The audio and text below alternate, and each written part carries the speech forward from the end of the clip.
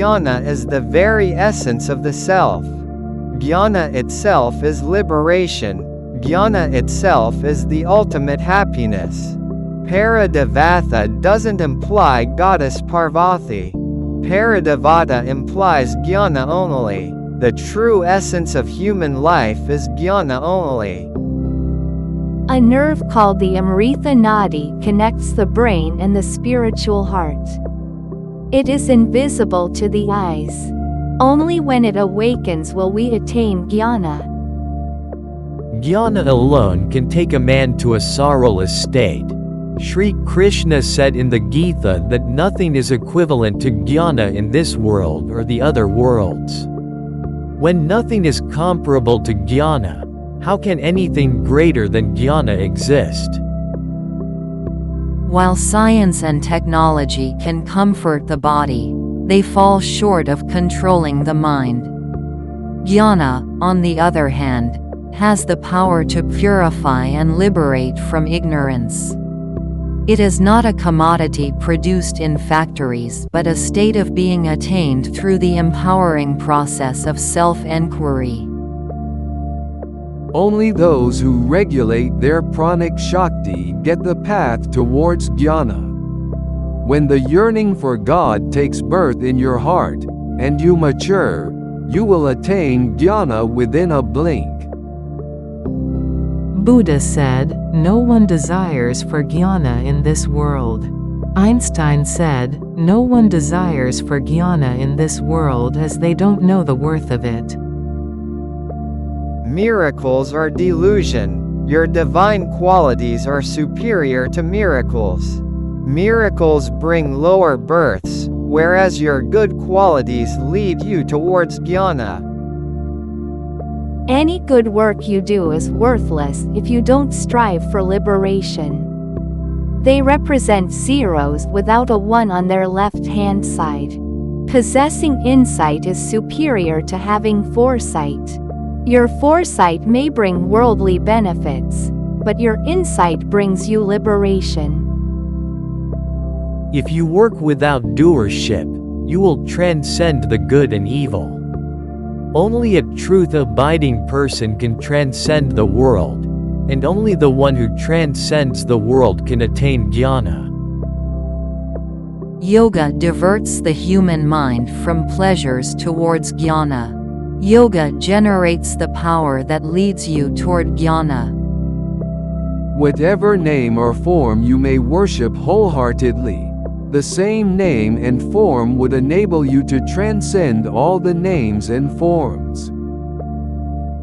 As and when the sattva increases within you, your mind becomes introverted, you experience the coolness within your heart, your mind becomes pure, and the body becomes light. If you want God's grace and liberation, don't trouble anyone.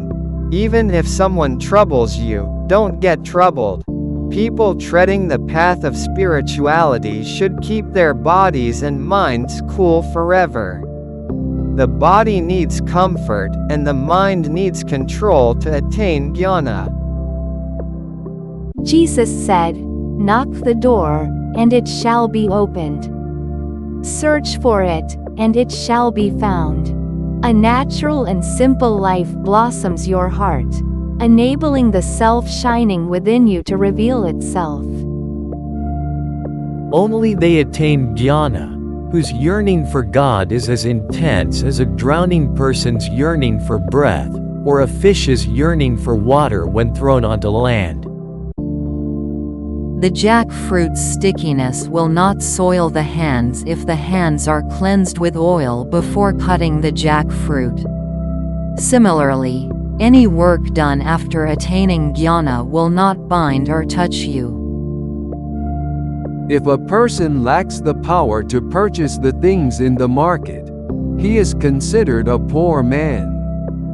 Likewise, though books are full of knowledge, a person is considered ignorant if he lacks the wisdom to read and understand them. As a doctor uses his knife carefully and skillfully while operating on any person, one has to use his mind, word, deed, and body skillfully and carefully throughout his life to attain jnana. You cannot refer to every saffron-dressed person as an ascetic. He is a true mendicant or a sannyasi who performs his work without any doership. One cannot become a jnani only by regulating his senses. He is a true jnani whose tendencies are eradicated without any trace. Being good is good, but a man cannot make spiritual progress by just being good. Wisdom must accompany goodness. Only he attains jnana, who leads the life of a river. Jnana reveals the truth as it is and removes the delusion. Though you may not worship Rama, you will attain jnana if you lead the life of Rama. Rama's name is more remarkable than Rama's form. You will not attain jnana merely by offering flowers to God. Your whole life must become a yoga.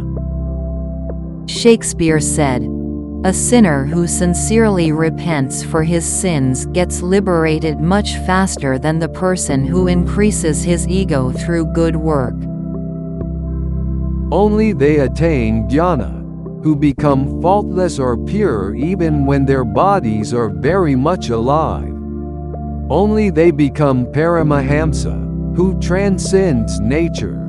The impure ones cannot transcend nature. Your thinking faculty resembles a car driver. Does the car reach its destination when the driver is inappropriate? No, your thinking faculty is only your driver. You will not even find the path when your thinking faculty is not purified. Self is the only truth. We have not even transcended the body and reached the mind, so how can we understand the self? One whose tendencies are not entirely destroyed can't understand the truth in God's words. Even understanding God's words is a yoga. This body resembles a connecting bridge in knowing the truth.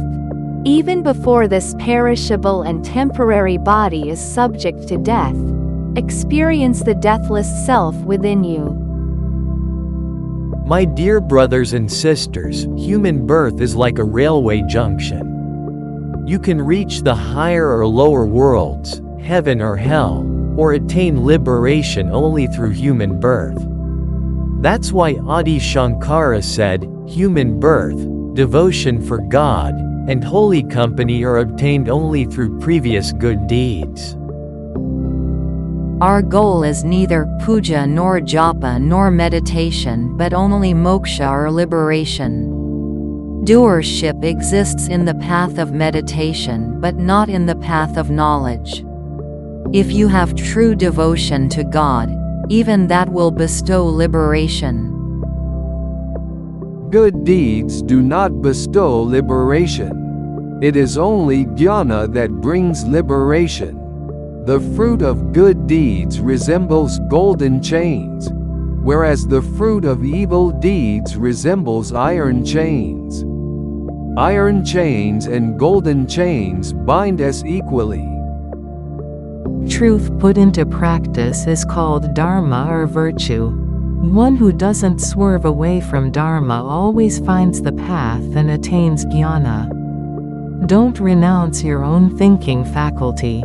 Utilize your thinking faculties and keep your intellect engaged. He who doesn't deceive himself attains jnana. There is an end for the body, not the mind, until it gets liberated. As long as ignorance exists within you, this world will delude you. Until you experience the truth, it is impossible to transcend desire. Worship God for the sake of God. As you advance in your meditation, your worldly tendencies get diluted or weakened. If you remember Arunachala, he will liberate you. Remembrance is equivalent to taking a bath. It purifies your mind.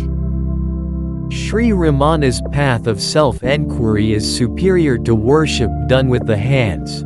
japa done with the mouth, and meditation done with the mind. In the funeral pyre, even the stick used to push the corpse into fire finally gets burned. Similarly, as you progress in your spiritual practices, you will attain jnana. The fire of jnana ultimately destroys even the sadhaka or doer of spiritual practices. Whether you like the medicine or not, your fever will subside when you take it. Similarly, whether you like it or not, chanting the name of God will reduce your worldly fever and bring your mind under control. You will thereby experience the truth. If you can eliminate ignorance, self-knowledge exists within you. You need not earn jnana separately, giving up ignorance is enough. One who rightly utilizes the opportunities on hand is intelligent. One devoid of peace is unhappy, and one without happiness will not attain jnana. Wicked people deliberately hurt the hearts of virtuous people. Therefore, please keep away from them and take shelter with righteous people. The holy company destroys your evil tendencies without any of your efforts. Why do you require a hand fan when there is a cool breeze? You make several arrangements to facilitate sound sleep, but don't you want to make any preparations to attain jnana? How long we live is irrelevant. What is more important is how well we live. When you make many prior arrangements for a 4-day pilgrimage, don't you want to make any preparations for the incredible journey after the body's death? Don't ever think that your journey towards God will halt. It will persist even if your body or circumstances change. God proclaimed in the Gita, "People doing good never attain a distressing state." God is not a liar in stating this.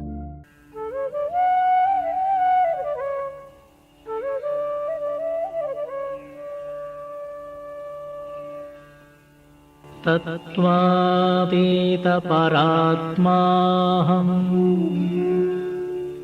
मध्यातीतः परशिवः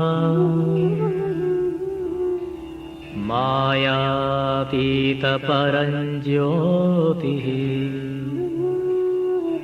अहमेवाहमव्ययः